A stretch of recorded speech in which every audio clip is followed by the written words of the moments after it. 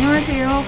이렇다 196회 시작하도록 하겠습니다. 저는 마돈나입니다. 안녕하세요. 천혜쌤입니다. 예. 안녕하세요. 알파조입니다. 네, 알파조님 오랜만이에요. 다들 오래간만입니다. 네. 근데 이게 그 코로나 때문에 다른 만남들이 없잖아요. 사람들 만나는 것도 약속도 다 파기하고 이러다 보니까 맞아요. 우리가 알파조님을 만날 때 만난 건데 되게 오랜만에 만난 것 같은 기분이 드네요. 이렇다로 만나는 사람이 그래도 자주 만나는 편이에요.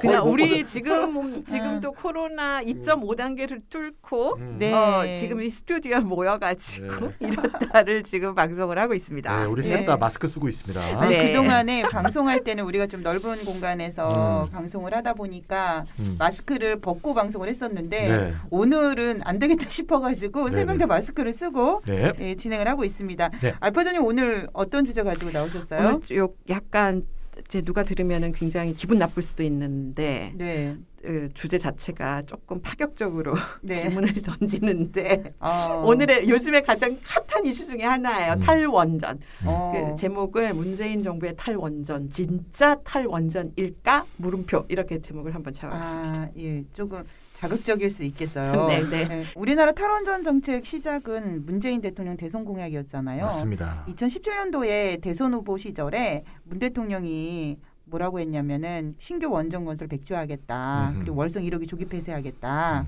그리고 노후 원전 수명 연장 불허하겠다. 이렇게 공약을 내걸었거든요. 그렇죠. 우리나라에서는 이제 탈원전이라는 용어 자체가 이제 이때 처음으로 등장을 하게 되는 건데 그 문 대통령이 취임 직후죠. 2017년 6월 19일 날 고리 원자력 본부에서 국내 첫 상업용 원전인 고리 1호기 연구 정지 선포식에 참석을 하게 됩니다. 그러니까 굉장히 상징적인 행사를 참석을 한 거죠. 이 자리에서 문 대통령이 원전 중심의 발전 정책을 폐기하고 탈핵 시대로 가겠다 이렇게 선언을 했습니다. 그러니까 작정을 한 거죠. 우리 그러니까 탈원전 하겠다. 2017년 6월 19일 탈핵 시대를 열어가겠다는 대통령의 선언으로 문재인 정부의 탈원전이 공식화되었다 이렇게 볼 수가 있는데요. 같은 날 그 지금 논란의 중심에 있는 월성 1호기 있지 않습니까? 그렇죠. 운명도 같이 결정이 됐습니다. 대통령이 아직 수명이 남아 있긴 한데 월성 1호기를 조기 폐쇄하겠다라는 입장을 그날 공개적으로 선언을 했기 때문입니다. 네, 맨 앞에 이제 저기 알파조가 좀 어떤 분은 이 제목만 듣고도 굉장히 민감하게 느낄 수 있다 이렇게 얘기했는데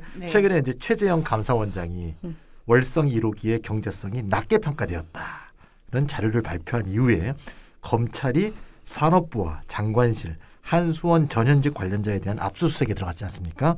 이것이 격렬한 이제 정치적인 어떤 갈등의 한 고리가 되면서 최근에 크게 부각이 되고 있는 그런 상황인데요, 말이죠. 네, 맞습니다. 그리고 제가 미리 말씀드리건데 저는 열렬한 탈원전 지지자입니다.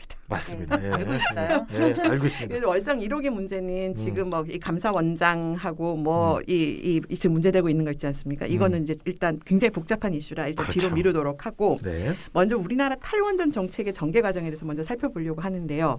좀 전에 말씀드린 것처럼 일단 2017년 6월 19일 날 딱 공식적으로 탈핵 시대를 열어가겠다는 대통령의 선언이 있었고 그 이후에 어떤 일이 일어났는지를 한번 이렇게 순서대로 한번 짚어보도록 하겠습니다.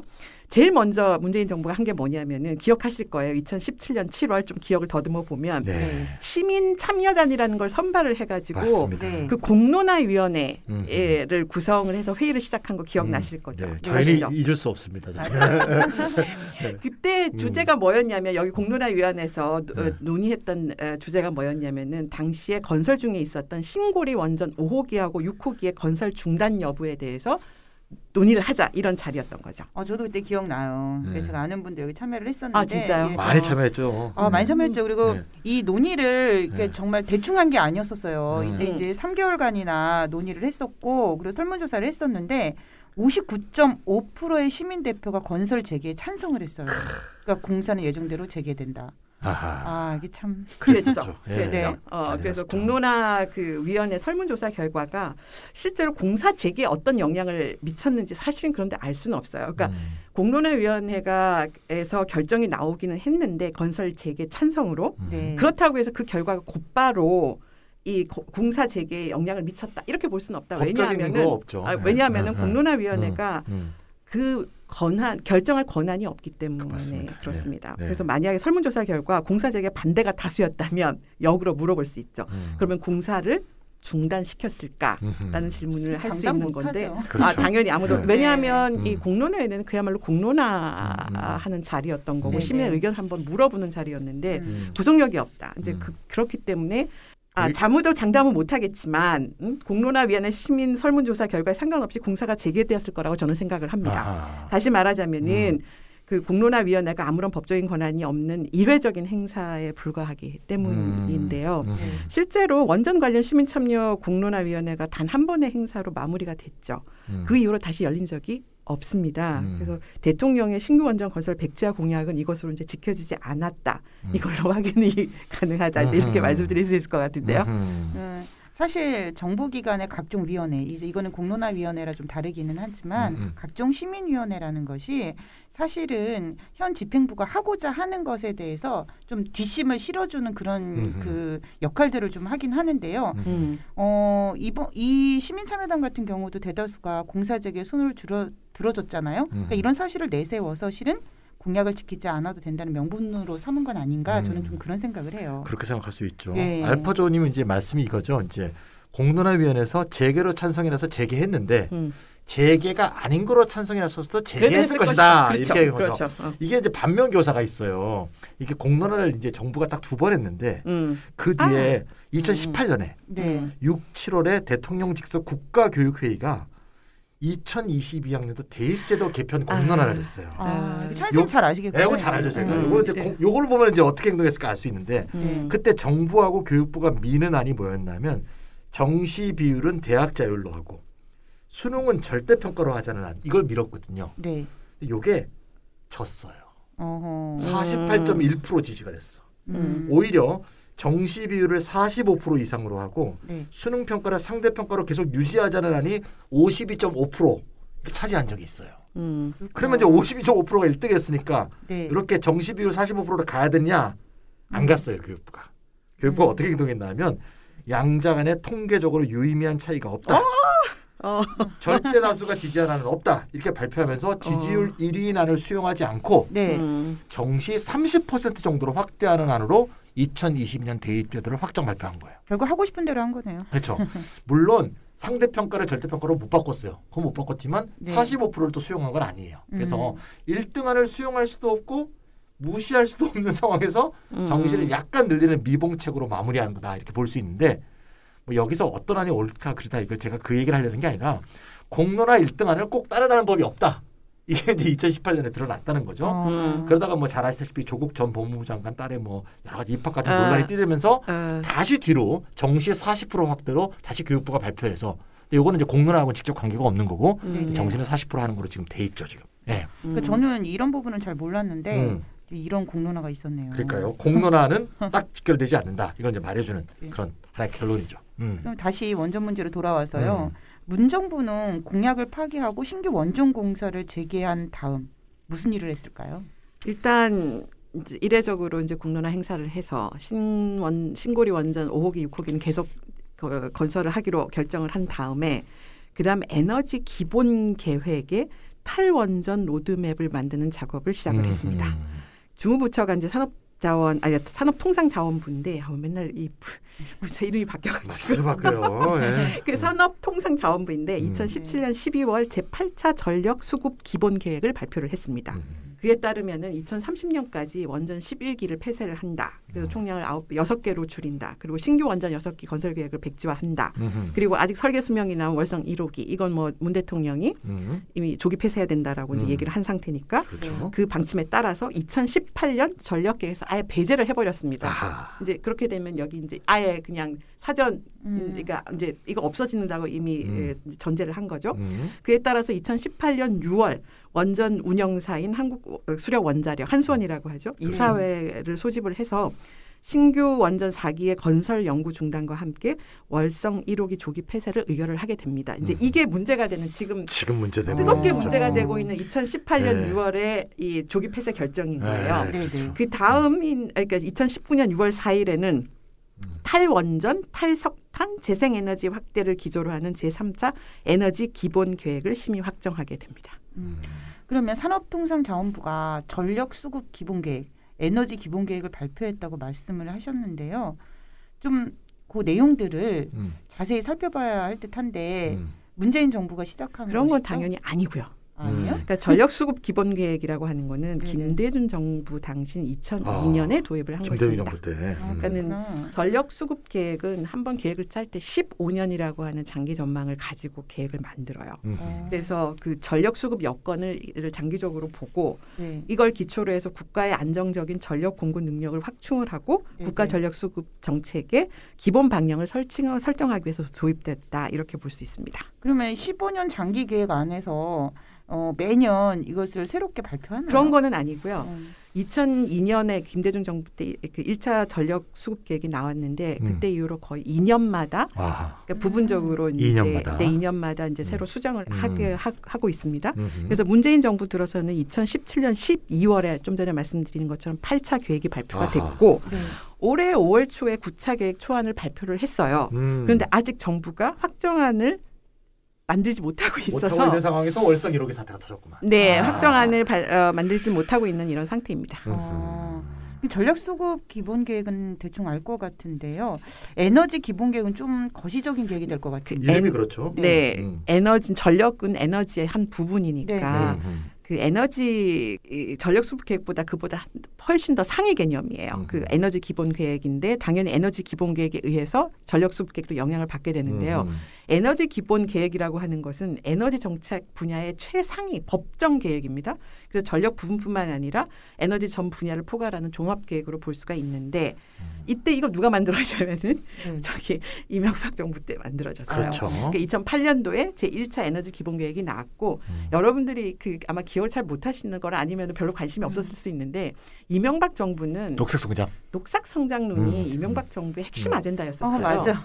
그래서 그때 나온 이 에너지 정책 관련된 것, 그다음 경제 성장 관련된 이 자료들을 다 보잖아요.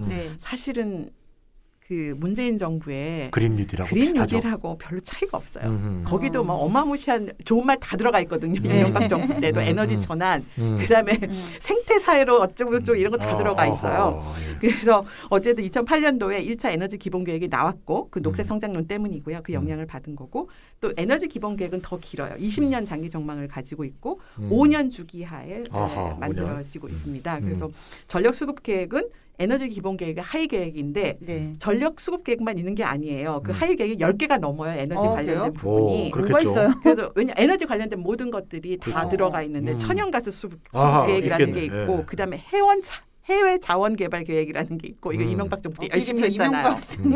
그다음에 신재생 에너지 기본 계획 이것도 이명박 정부 굉장히 열심히 했거든요. 그다음에 에너지 이용 합리화 계획 그다음에 에너지 기술 개발 계획, 석유 비축 계획 등 10개가 넘는 일단 하위 계획들이 있습니다. 근데 전기는 사실상 예전부터 쓰던 것인데 왜 전력수급 기본계획이라는 것이 2000년대 초반에 김대중 정부에 들어서서야 세워지게 된 걸까요? 그러네요. 무슨 뭐 그런 계기가 있었을까요? 옛날에도 2002년도 1차 전력수급 계획이 있기 전에 장기 전력 공급 계획 뭐 이런 것들이 있기는 했었어요. 근데 그 김대중 정부 들어와 가지고 2000년대 초반인데 이 장기 전력 수급 계획을 다시 계획을 도입해야 된다. 이런 얘기 이게 배경이 뭐냐면 당시 김대중 정부 때 전력 산업 민영화가 추진이 됩니다. 그러면서 단계적으로 이제 경쟁 체제를 도입을 하려고 하는 그런 전력 산업 구조 재편이 결정이 됐거든요. 그러면 전력 시장이 그 말이 무슨 말이냐면 전력 시장에 민간 발전사들이 참여하기 시작된다는 거예요. 그렇게 된 변화된 상황에 대비하기 위해서 이런 장기 그 전력 수급 계획이 필요하다 이제 이렇게 된 거고요. 그러니까 알파조님 얘기 들으니까 다시 이제 예전 생각이 나는데 김대중 정부 들어서서 민영화라는 얘기들이 굉장히 많이 나왔고 IMF 네네 그 영국 민영화와 관련해 가지고 저 한국에서도 그 민영화 반대하는 맞습니다. 운동을 정말 열심히 했었던 기억이 나요. 우리가 옛날에 살 때만 해도 이제 전기라는 건 국가가 공급하는 거였죠. 그러니까 국가 주도의 우리나라의 압축 경제 성장을 하는 가운데 전략 산업이라는 게 이제 전력 산업이라는 게 결국 발전, 송전, 배전 그리고 판매인데 이걸 전부 공기업인 한전이 독점 체제로 계속 운영해 왔다가 사실 80년대 말에 정부 지분을 일부 매각하는 민영화를 좀 추진을 했어요. 그러나 이제 좀 전에 말씀하셨던 IMF 이후에 김대중 정부가 적극적인 민영화 정책을 하겠다 선언을 하면서 잘 아시겠지만 발전 부문을 6개 한전 자회사를 일단 나눴죠. 그렇죠. 5개의 화력발전 자회사, 서부발전, 남동발전 뭐 이런 거 있잖아요. 그렇죠. 김용균 씨 돌아가셨을 때 우리가 많이 공부했죠. 한 개의 한수원 이렇게 해서 6개로 나눈 다음에 분할을 한 거죠. 쪼개야지 팔기 쉬우니까 쪼개 팔려고 6개를 쪼갠 거죠.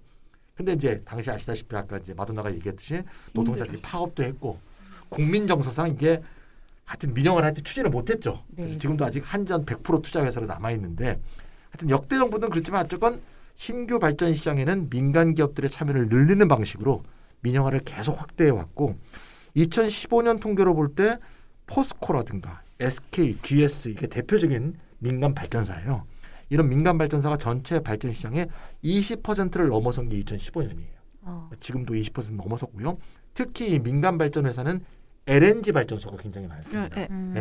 그래서 이제 현재 건설 중인 신규 석탄 화력 발전소의 7개 중에서도 6개가 민간 자본이 짓고 있다. 이 점을 좀 알아두시면 좋을 것 같습니다. 그러니까 민간 자본이 전체 발전 시장이나 20%를 넘는다는 거죠? 생산해서.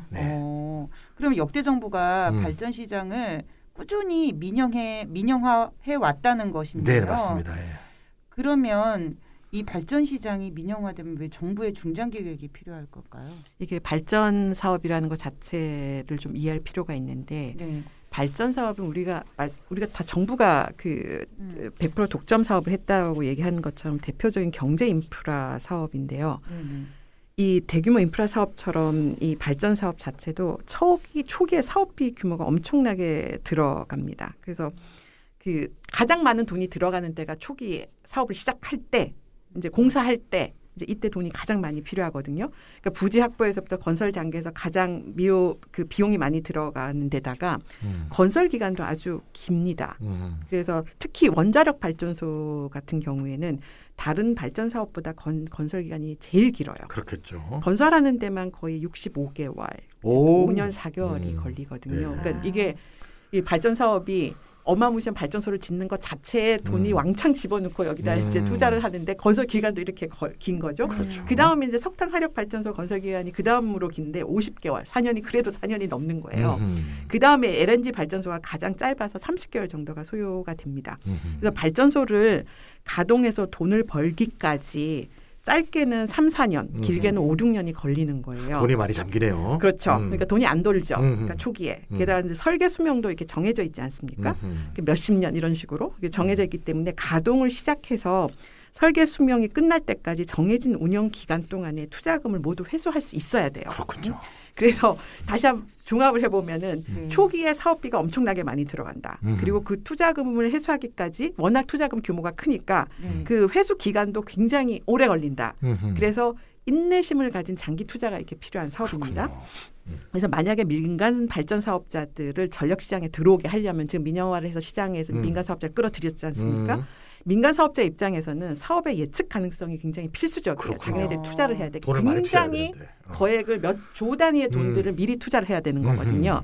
그래서 정부가 중장기 전력 수급 계획을 세워가지고 연료별로 발전 설비 구성 계획을 따로따로 만들잖아요. 화력 얼마, 석탄 화력 얼마, 뭐 LNG 얼마 이런 식으로 이렇게 미리 구성 계획을 밝혀주면 발전 사업자들이 그 계획에 맞춰서 신규 투자를 할지 말지 이렇게 결정을 하게 돼요. 그렇군요. 그래서 중장기 전력 수급 계획을 세우는 거고. 민영화가 되는 계기로 오히려 중장기 계획이 필요하다. 더 필요하죠. 당연히. 그러니까 알파주님 말씀은 정부가 발전 사업에 민간 업자를 끌어들이려고 해왔고 그러기 위해서는 중장기 전력 수급이라는 확실한 이제 청사진을 보여줘야 민간 투자를 유치할 수 있었다. 그렇죠. 이런 말씀이신데요. 네.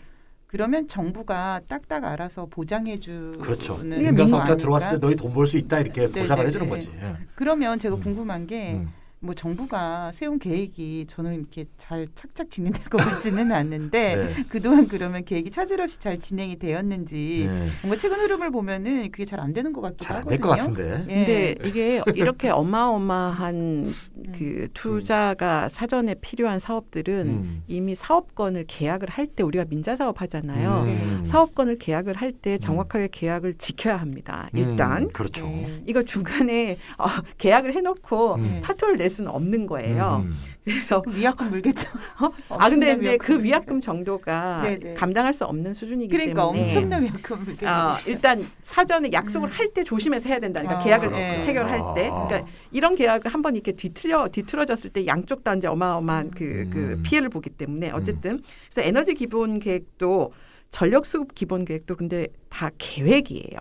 다 그렇죠. 계획인데 말은 장기 계약이지만 아까 말씀드린 것처럼 전력 수급 계획은 2년마다 수정이 가능하거든요. 그러니까 2년마다 목표를 새로 설정할 수 있다라는 뜻이잖아요. 그래서 그 탄력적으로 유연하게 대응이 가능하다 이제 이렇게 볼 수 있는데 이걸 장점이라고 봐야 되는 건지 좀 여기 좀 의문이 제기가 되는데 왜냐하면 에너지 사업이라고 하는 게 아까도 말씀드렸던 것처럼 탄력적으로 움직이는 것 자체가 불가능한 거대한 공룡 같은 것이다. 여기에 좀 비유를 할 수가 있다. 이렇게 봐야 될 것 같거든요. 오히려 탄력적으로 움직이는 순간 문제가 발생하죠. 그렇죠. 왜냐하면 움직여지지 그렇죠. 않는 거대한 공룡인데 이게 이 기본 이게 오히려 잘못 움직이면 다 작살나는 상황이 벌어질 수 있어요. 근데 기본 계획이라는 게 강제성이 없는 비구속적 행정 계획이라는 거예요.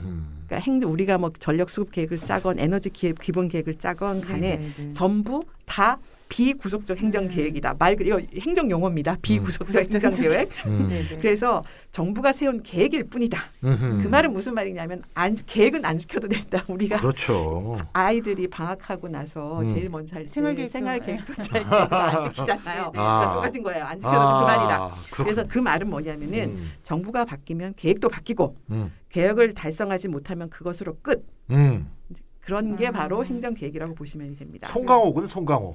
계획을 세워도 계획대로 안 되는 거예요. 그래서 그다음에 5년 주기로 수립되는 에너지 기본계획 똑같아요. 이것도 행정계획인 거예요. 2008년도에 이명박 정부가 제1차 에너지 기본계획을 처음 확정해서 발표를 했고 그러니까 5년마다 이제 아까 발표한다 그랬잖아요. 그렇게 되면은 매번 정부 때마다 하나씩 초기에 이제 하나씩 이제 에너지 기본계획이 나오는 거죠. 박근혜 정부 때 2차 나왔고 문재인 정부 때 이제 3차 에너지 기본계획이 나온 거예요. 그러면은 에너지 기본 계획에 어떤 일이 벌어질지 여러분들 충분히 상상 가능하죠. 5년마다 막 갈짓자로 움직이겠구만요. 근데 그 연속성이 없을 것 같아요. 없죠. 당연히 없죠. 그러니까 정권이 바뀔 때마다 에너지 기본 계획이 널뛰기를 하고 20년 장기 계획 정책이 이제 막 바뀌는 거예요. 탄력적으로 바뀌는 거죠. 그러니까 우리나라 대통령 임기가 5년이잖아요. 맞아요. 5년 단임제인데 이게 집권 기간이 딱 이제 5년뿐인 정부가 수명이 짧게는 30년, 길게 60년짜리 이 거대한 공룡을 뭐 이리 엎치고 저리 뒤치고 막 하는 꼴인데요. 이래도 괜찮아요? 네, 괜찮죠. 그래도 괜찮은 거죠. 왜냐하면 계획은 그저 계획일 뿐이기 때문에 5년마다 계획이 오락가락 하는데 그렇다고 해서 실질적인 피해가 발생하느냐 그렇지는 않다라는 거죠. 계획은 막 저기 원자력 같은 게 요즘에 60년짜리 수명도 나오거든요. 최신 원자력 발전소 같은 경우는 일단 짓고 나서 완성될 때까지는 그 사업 계획 자체를 그거는 이제 그거는 다시 되돌리지를 못하니까 못 하는데 계획은 바꿔도 상관이 없는 거죠. 그렇죠. 건설을 시작하지 않는 상태는 계획을 뭐 오늘 내일 바꿔도 아무 상관이 없는 전혀 문제가 안 되는 상황인 거예요. 그러네요. 그래서 이런 상황에서 사실은 두 가지 근본적인 문제가 발생한다고 볼 수 있는데 첫 번째는 뭐냐면은 탈원전이라고 하는 이 중차대한 국가적 사안이잖아요. 이걸 대통령을 정점으로 해서 산자부하고 산자부 산하의 행정위원회로 이어지는 행정 절차를 통해서 결정이 되고 국회는 철저하게 여기서 배제가 되고 있다는 거 하나. 그렇구나. 이게 행정계획이니까 그냥 정부가 세우는 거잖아요. 그런데 우리가 탈원전, 문재인 정부가 굉장히 좋은 의도로 탈원전 탈핵 시대를 열겠다라고 선언을 했는데 이게 국회에서 합의된 사안이 아니라는 거예요. 그래서 일단 국회는 패스. 그냥 좋은 대통령, 착한 대통령이 와서 이제 좋은 얘기한 거다. 근데 이거 안 지켜도 그만이다. 이제 이 말씀을 드리는 거고. 그래서 신규 원전을 승인하고 폐쇄 결정 누가 하는지 아시죠? 원자력 안전위원회라는 원안위라는 행정위원회가 결정을 하게 돼 있습니다. 그러니까 원안위는 산자부가 관리를 하는 행정위원회인데 이 또 산자부는 대통령의 지시를 받아서 움직이는 이런 구조를 행정위원회가 뭘 해도 사실 국민들은 모르고 있을 가능성이 굉장히 모를 높네요. 가능성도 많죠. 네. 그리고 국회는 그냥 이렇게 딱 쳐다보듯이 이제 쳐다보고 그러네. 있는 중인 거예요. 네. 행정계획 차원이기 때문에. 근데 대통령이 바뀌면 산자부를 거쳐서 공기업인 한수원 이사회와 행정위원회인 원안위가 한 줄로 줄줄이 사탕으로 묶여가지고 대통령의 입장에 따라 일사불란하게 같이 움직이는 이런 구조를 갖고 있는 거예요. 네. 그래서 탈원전과 같은 중차대한 국가적 사안이 국회를 건너뛰고 행정위원회에서 결정하도록 하는 게 과연 민주주의 법치국가 정신에 부합한 것인지 한번 물어볼 필요는 있습니다. 아무리 그게 탈원전이 그러면 문재인 정부가 탈원전 딱 행정계획으로 발표했어요. 그럼 그 다음 정부가 와서 나 안 해. 그럼 끝이에요. 그럼 끝인 거예요. 그렇죠? 그럼 둘째 문제가 뭐냐면은 그러니까 국회를 그냥 건너뛰고 국회라고 하는 게 대국민들의 합의를 이루는 장이라고 한다면 근데 여기 합의 없이 그냥 밀어붙이는 이제 이런 걸로 가는 게 맞는지에 대한 질문이 좀 필요하다는 뜻이고 두 번째는 월성 1호기 조기 폐쇄를 기정사실한 한 게 이제 전력수급 기본 계획이잖아요. 아예 거기다가 이제 빼버리고 계획을 만들었다고 했으니까 탈원전, 탈석탄, 신재생에너지 확대를 골자라는 이 에너지 기부 계획이든 다 똑같아. 모두가 다 행정계획이다. 다 좀 전에 얘기했던 것처럼. 그러니까 문재인 대통령이 약속한 탈원전도 구속력 없는 행정계획 수준의 선언적인 성격일 뿐이라는 거예요. 네. 그래서 그러면은 실제로 중요한 원자력 안전법, 원자력 진흥법 이런 게 다 이제 원자력 유리한 이 법률들 아닙니까? 이게 다 국회에서 만들어진 법률들, 전기사업법, 에너지법, 저탄소 녹색 성장 기본법 이런 것들이 다 원전하고 다 관계되는데 이런 이 관련된 기본 중요한 법들은 다 원전을 전제로 하고 있는 거예요. 원전 발전을. 이 기존의 에너지 관련 법률에는 어디에도 탈원전 규정을 담은 게 없어요. 국회에서 일을 안 했기 때문에 그냥 청와대 대통령의 의지를 받아서 행정계획만 열심히 발표한 거예요. 그래서 탈원전 정책에 법적 구속력을 부여하려는 그 어떤 정치적 노력도 기울이지 않았다. 이번 정부가. 법이 없구나 법이. 야. 네, 지금 그걸 약간 국회를 일단 건너뛰고 행정 차원에서 뭐 다 해결한다는 거 하나와 거기랑 또 연관이 돼 있는데 다른 중요한 에너지 관련 법들의 탈원전 내용들이 다 들어가야 되는데 그거 하나도 안 했다.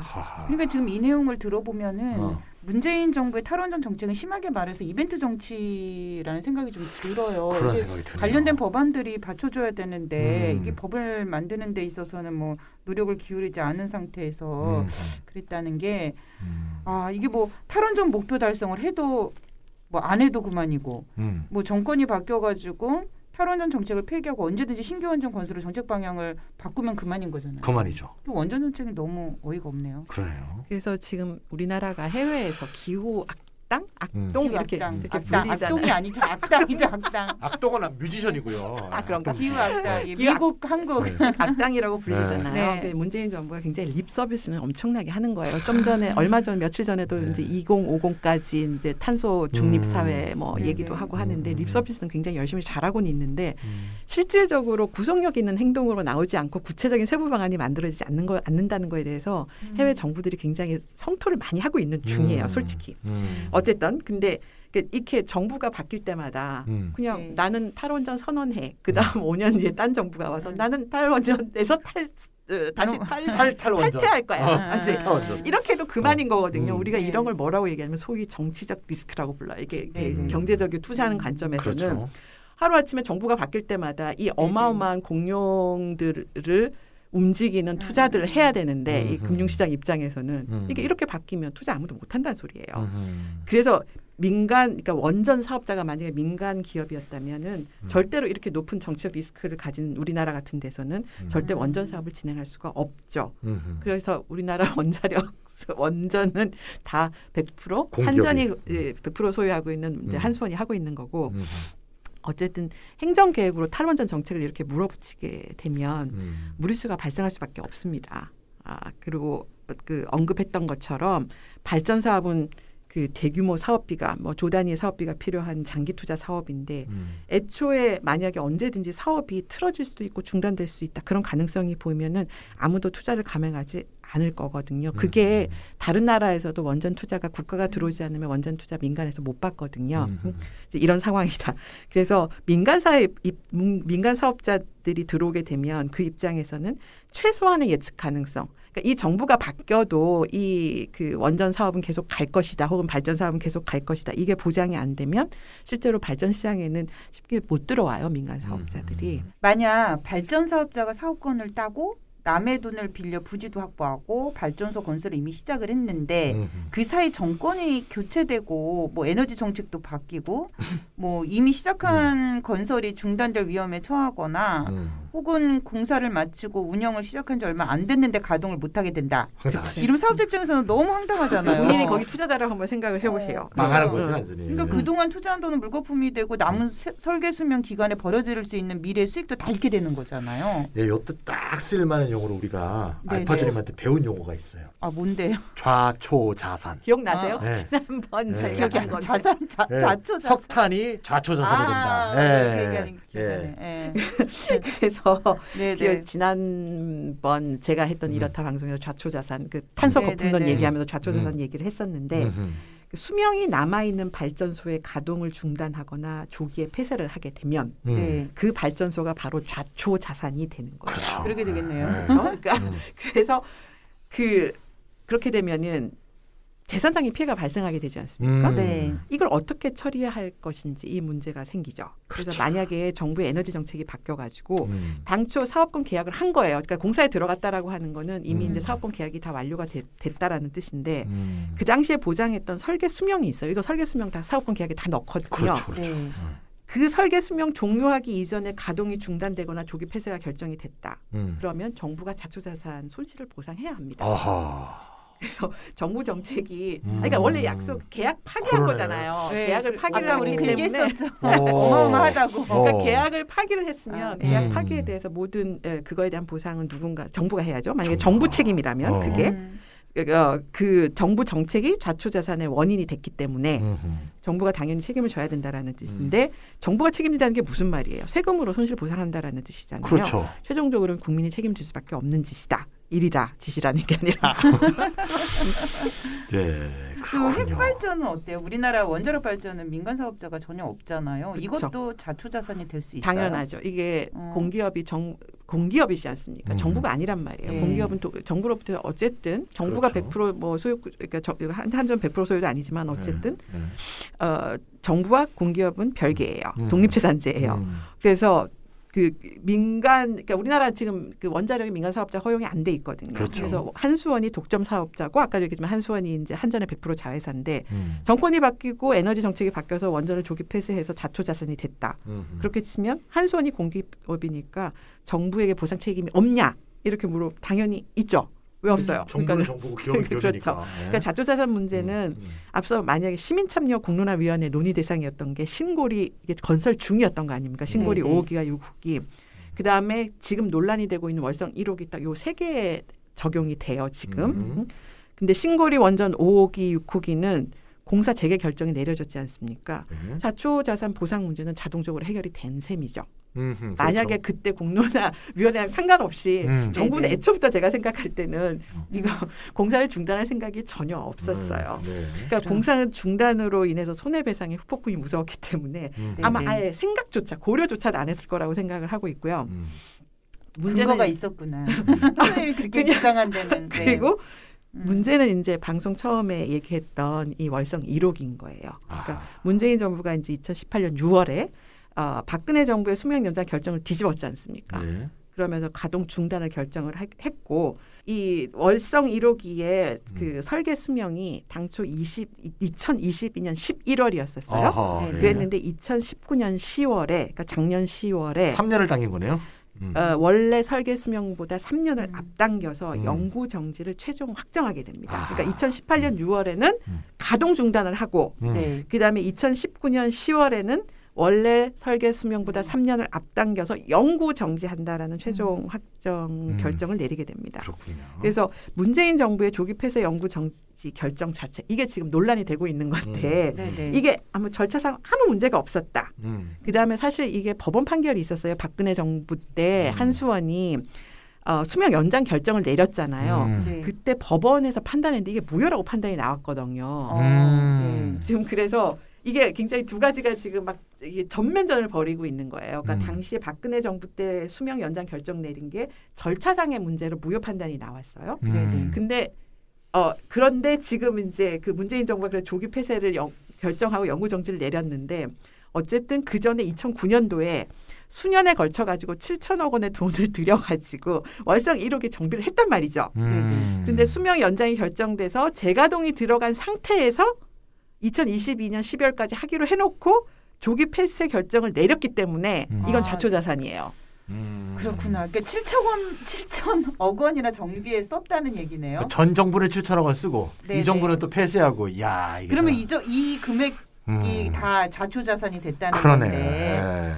다는 아닐 거예요. 왜냐하면 일부 부분적으로 가동을 했기 때문에 그 다음에 3년을 앞당겨서 이제 최종적으로 그러니까 총 몇 년을 멈춰섰는지 한번 계산해 볼 필요가 있는데 그러네요. 이거를 그대로 다 이 돈이 다 날아갔다 보기는 어렵지만 어쨌든 그럼 정권이 바뀔 때마다 멋대로 이랬다 저랬다 하고 비용대로 쓰고 또 자초자산이었다가 또 아니었다가 뭐 이런 꼴이 되는 거네요. 이래서 지금 그래서 이게 그 경제성 평가할 때 사실은 산자부가 문재인 정부 때 한수원에 2년은 더 해야 된다. 이제 이렇게 2년 반 정도 더 가동을 해서 해야 된다라고 2020년 언제까지 해야 된다라고 그때 2018년도에 결정 내릴 때 그렇게 제안을 했거든요. 그랬더니 그러니까 이 사람들도 자초자산 때문에 고민을 한 거예요. 그래서 최대한 요 정도는 해야 되겠다고 생각을 한 게 2년 더 하자 이제 이런 얘기였어. 그걸 제출을 했다가 바로 이제 거절당해서 당장 중지로 이제 결정이 난 거고 그 당장 중지를 이제 합리화하려고 그러니까 뭔가 이제 수치가 있어야 되니까 이제 이때 뭐 여러 차례 이제 여기서 이게 그 경제성 평가를 조작했다라는 얘기가 이제 문제 여기에서 이제 그게 나오는 거거든요. 어쨌든 그러다 보니까 이제 정권이 바뀌면서 박근혜 정부 때는 수명 연장 결정이 나왔는데 저기 문재인 정부 들어가지고는 경제성 평가 결과도 또 정반대로 뒤집어진 꼴이 된 거예요. 그래서 폐쇄하는 게 맞다 결론이 나온 거죠. 이제 그러니까 경제성 평가 결과를 자체를 신뢰할 수 없는 상황이 돼버린 거예요. 똑같은 7천억을 들여서 정비를 했어. 박근혜 정부 때는 수명 연장. 근데 그게 문재인 정부 때는 가동 중단, 영구 정지. 똑같은 경제성 평가를 했는데 정반대 결론이 나온 거니까. 그래서 똑같은 한수원인데 정부가 바뀌면서 이사의 결정이 정권의 입맛에 따라 바뀐 꼴이 된 거예요. 어쨌든 간에 2018년 6월에 가동 중단된 시점에서부터 2022년 그 11월까지라 그랬죠 아까. 그때 연장 수명 종료 기간까지 4년 정도 예정되었던 수입은 사라진 겁니다. 어쨌든 그다음에 설비 정비의 이 비용이 일부 회수할 수 없게 된 것도 마찬가지고 이제 이것도 사실이죠. 어쨌든 간에 조작 논란이 일고 있는 이 경제성 평가 결과가 결국에는 최종 손실 규모를 산정하는데 영향을 미칠 거예요. 지금 얼마가 뭐 손해를 봤다 이렇게 얘기할 수는 없거든요. 이거는 다 사후적으로만 할 수 있어요. 이게 전력 가격도 막 변하고 이러기 때문에 그래서 나중에 최종적으로 계산을 해야 되는데 어쨌든 경제적 손실이 발생한 것 자체를 부인할 수는 없습니다. 그래서 한수원이 입게 되는 손실을 정부가 어떻게 처리하는지가 궁금한데 저는 그에 대한 정보가 아직 하나도 없어서 정말 정부가 보상을 하는 건지 안 하는 건지 누군가 이거 보상해야 되거든요. 아무리 정부 거라 하더라도. 그렇죠. 근데 아무 정보가 없는 거예요. 아 그래요? 선생님도 정보가 없으시다면? 아니 제가 저 같은 사람이 이제 바깥에서 알 수가 없는 거죠. 이제 우리가 탈핵이라고 하면은 누구나 이제 독일이 딱 떠오르잖아요. 그렇죠. 원자력 발전 비율을 점점 줄여왔고 또 2022년까지 모든 핵발전소를 폐쇄하겠다고 메르켈 정부가 선언을 해서 맞습니다. 좀 폐해 기감이 되고 있는데 독일에서는 뭔가 얻을 수 있는 교훈은 없을까요? 독일 얘기를 간단하게 해드리면 사실은 독일에서도 우리나라 월성 1호기와 같은 비슷한 사건이 벌어졌습니다. 그래요? 네. 독일 같은 경우는 우리나라랑 좀 다르게 국회에서 탈원전 법을 만들었었어요. 우리는 법제화가 안 됐다고 그랬잖아요. 그냥 행정계획 차원에서 정부가 선언한 것에 불과한데 독일은 의회에서 원자력법을 개정을 해서 탈원전 로드맵을 아예 법률에 명시적으로 담았습니다. 독일의 탈원전은 단순한 행정계획이 아니라 법제화가 되었다는 점에서 우리나라랑 분명히 차이가 있는데 법제화를 했음에도 불구하고 독일의 탈원전 정책도 오락가락했어요. 왜냐하면 여야가 합의가 안 됐기 때문에 정권 바뀌면 그렇죠. 당연히 다수당이 바뀌면 당연히 바꿀 수 있는 법도 바꿀 수 있는 거잖아요. 물론 행정 계획보다 법을 바꾸는 게 어렵긴 하지만 독일 같은 경우는 의회제니까 다수당이 바뀌면 얼마든지 바뀔 수가 있어서 그러니까 독일의 탈원전 정책을 한번 간단하게 역사를 소개하면 1994년도부터 정치권에서 의회에서 논의가 시작이 됐어요. 본격적으로. 2000년도에 제1차 정록 연정이 만들어집니다. 3인당과 당시에 녹색당. 3인, 그러니까 1998년도에 이제 선거에서 이겨가지고 2000년도에 당시의 연방 정부하고 원전 에너지 기업 간에 탈원전 협약이라고 하는 것을 체결을 하게 돼요. 먼저 그러니까 정부가 에너지 기업하고 먼저 합의를 본 거죠. 탈원전 하자라는 거에 합의를 봐서 이게 탈원전 정책의 시초가 됩니다. 정치권 논의는 93년도에 시작이 돼서 정록 연쟁이 이제 녹색당하고 이제 3인당 정권이 만들어져서 그 정부가 에너지 기업하고 먼저 탈원전에 대한 합의를 보게 된 거죠. 그거에 따라서 2002년도에 원자력법을 개정을 합니다. 원래는 원자력진흥법이었는데 이거를 탈원자력법으로 바꾼 거죠. 그래서 에너지 기업과 합의한 탈원전 협약의 내용을 여기다 담아냈습니다.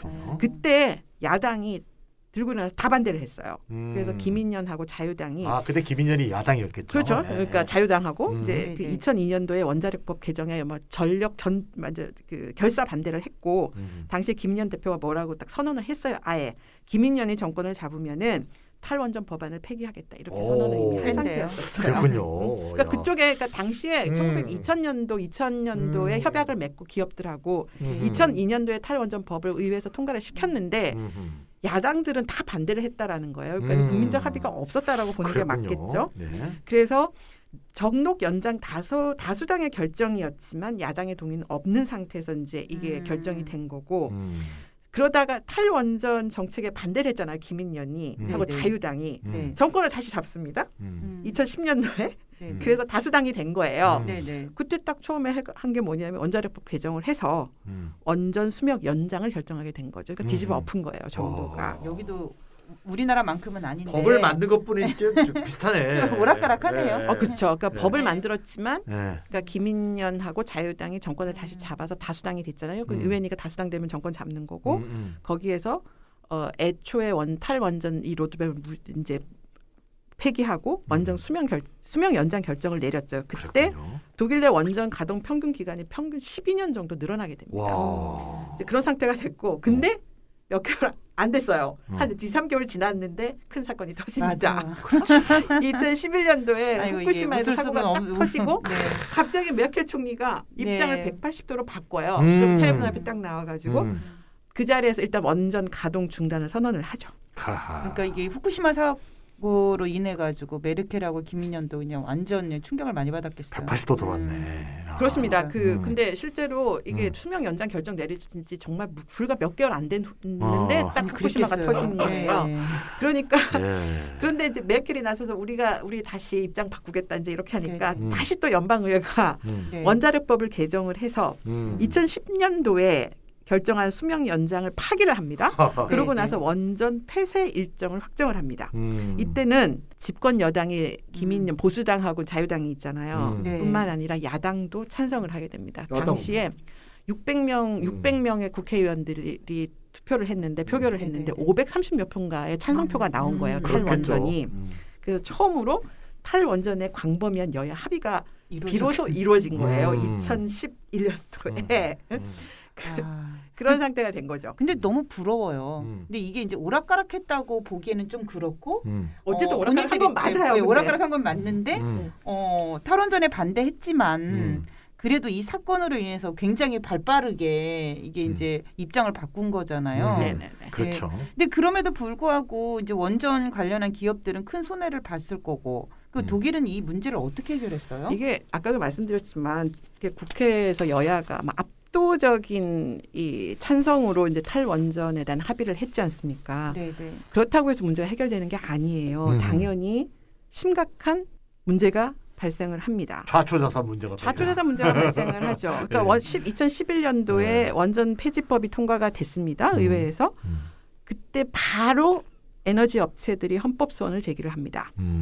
그 결과가 언제 나왔냐면은 시간이 꽤 걸립니다. 2016년도에 5년이 걸려서 독일에 엄청 재판 기간 오래 걸려요. 헌법재판소가 판결을 내렸는데요. 어쨌든 2011년도 원자력 폐지법이 헌법에 위배되지는 않는다. 합헌이다. 그러니까 그 폐지 자체가 그러니까 재산권 침해 아니다라는 결정을 내렸는데 독일 정부는 조기 폐쇄에 대해서 에너지 업체에 합리적인 보상을 해라 이런 판결을 내렸죠. 그래서 그 근거를 뭘 제시했냐면 2002년도에 법으로 보장한 원전 가동 기간을 지키지 않았어. 그러니까 이게 2002년도에 처음에 정로 견정이 들어와서 만들었잖아요. 그때 약속한 게 있거든요.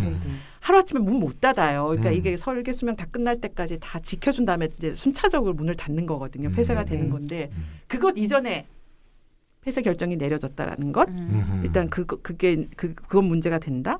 그다음에 2010년도에 추가 발전을 허용을 했잖아요. 다시 이제 그러니까 1년 만에 되돌리긴 했지만 그때 또 투자한 사람들이 있겠지. 거기에 추가 12년이 늘었으니까 뭐 노후 원전 정비도 하고 했을 거 아닙니까? 그렇지. 그때 집행된 투자에 대한 보상안이 없다. 그렇기 때문에 그 2011년도에 폐지법에 따른 폐쇄 결정의 손실은 너무 낮게 평가했다. 그래서 의회에게 보상에 대한 규정을 갖다 제대로 다시 만들어라 이렇게 요구를 한 거고요. 나름 합리적이네요. 그다음에 독일 의회가 2018년도에 보상 방안을 만들었어요. 만들기는 그것 때문에. 근데 그 방안이 미흡하다는 이유로 스웨덴의 에너지 기업인 바테팔이 있는데 또다시 헌법소원을 제기를 합니다. 그러니까 2016년도에 헌법소원 때문에 의회가 보상안을 만들었는데 그중에 스웨덴 기업이 우리는 그 보상안이 우리한테는 성에 안 차요. 또 헌법소원을 제기를 했는데 그 판결이 최근에 나왔어요. 2020년 1월 12일 날 얼마 안 됐죠. 얼마 안 됐네요. 네, 독일 헌법재판소가 헌법에 보장된 사유재산 보호를 위해서는 원전 업체의 투자 비용에 대해 정당을 보상을 해야 한다라는 판결을 내려가지고 그 에너지 업체 스웨덴 에너지 업체 바텐팔한테 손을 들어주는 판결을 내렸습니다. 그러니까 좌초자산은 어쨌든 발생하면 그거에 대해서는 책임 있는 사람이 보상해야 된다. 책임 있는 사람 정부가 한 거잖아요. 어쨌든 그러니까 이거 이제 그 보상을 해줘라. 그렇군요. 이런 판결이 독일에서 나온 거죠. 역시 선진국이네. 되게 합리적인 것 같아요. 근데 이 사례를 보면은 우리나라는 원전이 공기업이잖아요. 그렇죠. 그래서 원전 기업의 손해는 국민 세금으로 갚아야 하는데 어찌 보면 또 국민적 손해이고 정부가 국민에게 어떻게 보상해야 되지 않나 하는 이런 생각도 좀 들고요. 예, 제 생각에 탈핵은 해야 되는데 그럴수록 오락가락하지 않은 일관된 어떤 계획과 정책을 가지고 확고하게 밀고 나갔으면 하는 생각이 들고 그래야 또 그럼에도 불구하고 이게 문제들은 여러 가지로 생길 것 같기는 해요. 예. 이게 뭐 어떤 특정 정부가 뭐 나는 뭐 탈원전을 하겠어라고 이렇게 물어붙인다고 될 일이 아니라는 거고요. 그러니까 독일 사례를 이렇게 보면 탈원전에 대한 사회적 합의가 필요한 거예요. 또 우리나라가 아직 탈원전에 대한 사회적 합의가 충분히 이루어지지 않고 있는 상태죠. 그러니까 독일 같은 경우에는 1993년도부터 정치권에서 여야가 싸움을 벌인 거예요. 그러고 나서 30년 넘게 험난하고 지난한 정치적 논쟁을 벌려온 거죠. 그러고 나서 이제 후쿠시마 이후에 여야가 모두 찬성하는 이 사회적 합의를 이뤘다고 볼 수 있기 때문에 어쨌든 상당한 시일이 필요하고 그다음에 탈원전에 대해서 이 각계각층의 의견들을 듣고 의견들을 조정하고 의견들을 수렴하는 이런 과정이 필요하다는 것. 이게 하루아침에 어떤 정부가 와서 우리 탈원전 할 테니까 내가 할 거야 이렇게 해서 무렵서 될 일이 아니라는 것. 좀 부럽기도 해요. 그리고 그다음에 오락가락하는 에너지 정책. 독일에서는 다수당이 이렇게 바뀌면서 이 법도 막 바꿔왔는데 이게 좌초자산 비용을 늘린다. 그러네요. 비용이 늘어나면 그 고스란히 국민의 부담 증가로 이어진다. 이런 교훈을 좀 주고 있는 것 같아서 좀 전에 말씀드린 것처럼 월성 1억이 논란은 정권을 잡았다고 해서 조급하게 밀어붙이는 방식으로는 탈원전 목표 달성이 점점 더 멀어지는 역효과를 가져올 수 있다. 여론이 더 나빠지죠. 라는 걸 보여주는 사례예요. 제가 봤을 때는. 찬성하지만 이런 방식으로 완전히 뭐 경제성 평가를 갖다가 이쪽 저쪽이 다 조작을 했을 수도 있어요. 그러니까 박근혜 때도 조작을 했을 수도 있고 이때도 했을 수도 있는 거예요. 그러니까 이런 것들이 어쨌든 의도하지 하지 않았던 오히려 월성 1호기가 사회적으로 큰 정치적으로 논란거리가 됐고 그것 때문에 이 굉장히 불신만 커지고 있는 이런 상태다. 그래서 제가 이 논을 가지고 너무 속상해가지고 내가 누구랑 얘기를 했는데 제 친구가 하는 말이 뭐냐면은 문재인 정부는 애초부터 탈원전 의지가 전혀 없었던 것 같다. 자기가 보건데 탈원전 공약은 진보 시민단체 있잖아요. 환경단체 지지를 얻기 위한 것이었을 뿐이다. 그래서 월성 1호기 조기 폐쇄를 위해서 경제성 평가에 개입을 했잖아요. 청와대가. 탈원전에 대한 국민적 여론을 오히려 악화시키는 결론을 갖고 왔고 사회적 합의를 더욱 요연하게 만들었다. 그래서 의도적으로 진행된 탈원전 사보타지다 이게. 이렇게 얘기를 하는 거예요. 와. 그래서 좀 원전을 좀 아시는 분이겠네. 이분이. 그렇죠. 예. 그러니까 탈원지가 열렬한 탈원전 지지자가 이 사태를 이렇게 지켜보면서 이게 결과적으로 이게 누구한테 도움이 됐느냐 이 일이. 그렇게 보면 그러니까 대선을 앞두고 표는 얻어야 되니까 시민단체 지지를 얻기 위해서 공약은 내걸었고 그럼 요거는 이제 또 진행을 해야 되니까 진행을 한 건데 사실은 진지한 의도나 계획은 없었다. 그건 없었는데 결과적으로 이게 막 경제성 조작, 경제성 평가 조작해가지고 결국 이 사단을 만들어 놓은 게 뭐 의도된 행동이었다는 거죠. 정치적으로. 그러니까 본인들은 단순히 그냥 표를 얻는 행동에서 끝난 게 아니고 오히려 이렇게 해서 일을 만들어서 오히려 탈원전에 대한 부정적 여론을 갖다가 확 끌어오르게 만들었잖아요. 그래서 탈원전의 목표는 더 멀어졌다. 고도한 계획이라고. 고도의 탈원전 사보타지다. 이거는 문재인 정권이 의도적으로 만든 이런 해석이 나왔다는 걸 듣고 그런 해석이 나올 정도로 지금 심각하다 이런 얘기군요. 그러니까 문제가 심각하다. 문제가 심각하다는 얘기네요. 그런 얘기입니다. 설마 그렇게까지 생각하고 싶지 않은데 결과적으로는 탈원전 길이 더 요연해진 건 맞아요. 근데 또 요연해졌을 뿐만 아니라 진짜 탈원전에 대한 의지가 있었다면 그 사이에 어쨌거나 이제 총선에서도 법도 바꿨어야 되고 여당이 또 다수를 차지하고 했으니 탈원전 관련된 법안들을 좀 만들어내고 적극적으로 좀 추진하는 움직임이라도 보였다면 진정성이 좀 느껴졌을 텐데 그런 부분들이 전혀 되지 않은 상태다 보니 안타깝습니다. 그러니까 뭐 법도 바꿔야 되는데 지금 야당이 워낙 강력하게 반대를 하고 있잖아요. 근데 그런 상태에서는 일단 조기 폐쇄에 대해서 좌초자산 부분에 대해서는 비용 보전을 한다든지 이런 움직임도 당연히 있었어야 된다고 생각을 하는데 경제성을 평가 결과를 조작해가지고 당연히 안 하는 게 맞다라는 결론을 밀어붙인 거잖아요. 저는 이거는 좀 문제가 있다는 생각을 좀 들어요. 독일이 1993년부터 논의가 시작됐다고 했고 탈원전이 한국은 사실상 후쿠시마 사고 이후에 이제 한국의 녹색당이 또 이제 창당이 되면서 그때 이제 좀 적극적으로 탈원전에 대한 얘기들이 진행되고 한참 늦은 뒤에 얘기가 됐는데요. 여하튼 이 문재인 정부가 이 중요한 탈원전 정책과 관련돼서 이것을 뭐 이벤트 정치처럼 이렇게 해 나가면 이 국민적 합의를 이루기는 정말 어려울 것 같아요. 어려운 상황이 됐죠. 결과적으로 안타깝습니다. 안타깝습니다. 오늘 문재인 정부 탈원전 정책을 중심으로 살펴봤고요. 이렇다 196회 이것으로 마치도록 하겠습니다. 안녕히 계세요. 감사합니다. 안녕히 계세요.